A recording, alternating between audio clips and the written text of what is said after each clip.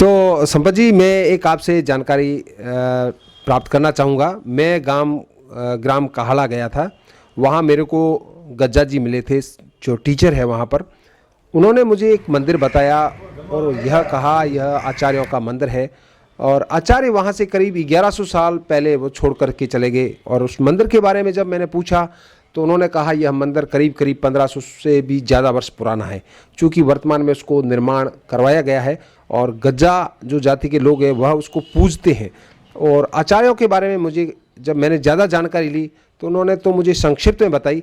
आप अपने आचार्यों के बारे में और काहड़ा गांव के बारे में मुझे जानकारी दीजिए। जहाँ तक इतिहास में है या हमारे बुजुर्गों से जो हमने सुना है, तो एक्चुअली जो सोडो का राज था लिद्रवे में, बहुत बड़ी राजधानी थी लिद्रवा की। लिद्रवा थी, जुन्ना किराड़ू थी, पाटन वगैरह, सोडो का बहुत बड़ा राज था।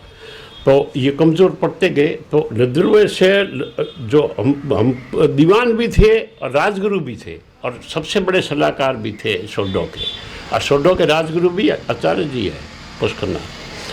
इनको काड़ा गांव और जो इनके जितने भी ये काड़ा गांव का समीकरण है, वो पूरा का पूरा आचार्य वहाँ का जागीरदार था। एक्चुअली रहते वो वहाँ थे, घोड़े से आते, लुद्रवे जाते, लुद्रवे से वहाँ आते। काहड़ा ग्राम में और भी कुछ जातियाँ रहती थी? सभी पुष्करनाथ जाति उस समय यहाँ थी, इसमें कोई दो राय नहीं है। अब ठीक है, कोई अगर ये भी कह के नहीं थी तो वो मानने योग्य है नहीं, वहीं थे सब पूरे के पूरे पुष्करनाथ। फिर जब जैसल जी आना शुरू हुए, क्या हम जैसलमेर जाएंगे रुआंगा, तो जब आचार्य भी साथ में आ गए, पुष्करनाथ और जातियाँ भी साथ में आ गई। परंतु वहाँ पर जब राज लिद्रवे में उन्होंने छोड़ दिया तो आचार्य पुष्करनाथ उन्होंने भी अपना काड़ा गांव छोड़ करके, उनका दोहिता था गज्जा, उसको बख्शीश में दे करके आ गए थे। आज तक फिर आचार्य कभी काड़ा नहीं गए। तो आचार्य आज भी काहड़ा ग्राम नहीं जाते हैं, इसका क्या कारण है? बुजुर्ग लोग ये कहते हैं कि अपन ने जब एक दोहिते को दे दिया तो दोहिते का पानी या रहना या उसका खाना पीना अपन लोगों को नहीं करना चाहिए, वर्जित है।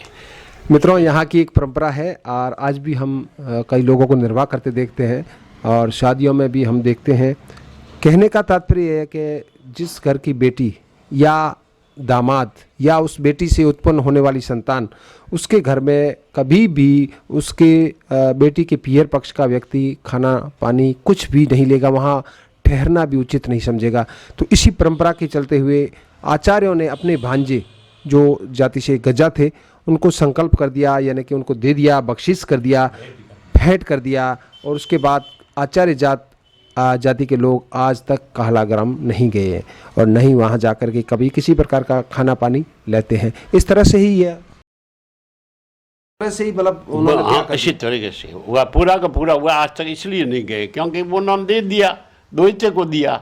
जब श्वासना हो जाता है तो आप सोचो उसका नहीं खाते पीते अपन पुष्करनाथ ब्राह्मण लोग, तो इसलिए दिया। और सारी के सारे वहाँ आ गए। यहाँ फिर गज्जा परिवार वहाँ रहा, ओझा भी रहे, कुछ परिवार रह गए थे और बाकी सारे आगे जैसल जी। मैं एक बात और पूछना चाहूँगा संपत जी, जैसा काहड़ा छोड़ने के बाद में जैसे वहाँ से प्लान करके गए, तो आज कहते हैं मोहनगढ़ में भी काफ़ी रहते हैं, तो उसके बाद वह कहाँ पर आए आचार्य? आचार्य आए जैसलमेर। अच्छा, जैसलमेर में किले पर रह रहे। अच्छा, किले के ऊपर पुष्करनाथ ब्राह्मण और जो उनके हाजिरी में जो हजूरी थे वो दोनों रहे वहाँ पर, और कोई नहीं रह सकता था। एक नाई, एक वो, एक जाति के लोग, राजपूत वगैरह कुछ किसी को किले के अंदर आने की इजाज़त नहीं थी। इसलिए वहाँ से फिर बढ़ते गए परिवार, फिर आते गए, नीचे आते गए, वहाँ गए। अच्छा, और फिर हम लोगों को एक्चुअली काफ़ी लंबे समय के बाद में मोहनगढ़ वाला इलाका दिया था, तो वहाँ मोहनगढ़ में जाके बस गए थे, फिर वहीं थे, वहाँ से फिर आ गए वापस। तो जैसे भारतवर्ष में जहाँ पर भी जो पुष्करनाथ आचार्य फैले हुए हैं, उसकी हम उत्पत्ति जैसलमेर ही माने?